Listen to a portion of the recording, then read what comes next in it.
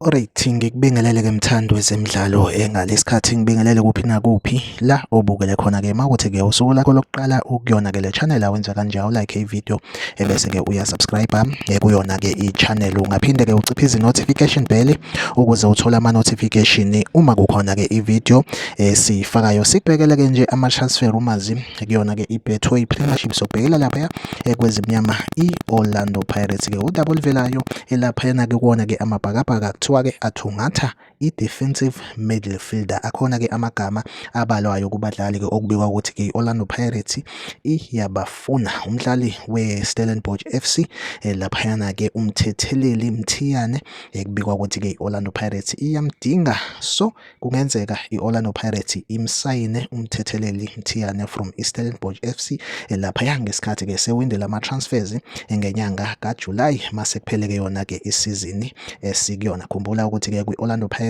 bakhona-ke abadlali abafana-ke noSihle Ntoli njengamanje abakuma-injury, bakhona uMakhihleni Makhawula, bona okubonakala-ke engathi-ke iminyaka isiyabashaya kwi-Orlando Pirates nakuba esadlala kodwa iminyaka yakhe isihambile futhi iyahamba. So i-Orlando Pirates ifuna ama-defensive midfielder aseneminyaka ethe ukuba phansi azokwazi ukuthi-ke ahlale isikhathi eside laphana-ke kuzona ezimnyama. Iyona updates nje engiyiphethe-ke njengamanje, like ivideo usubscribe kuyona-ke i-channel. Mina nawe asihlangabezana kwivideo elandelayo, nisale kahle.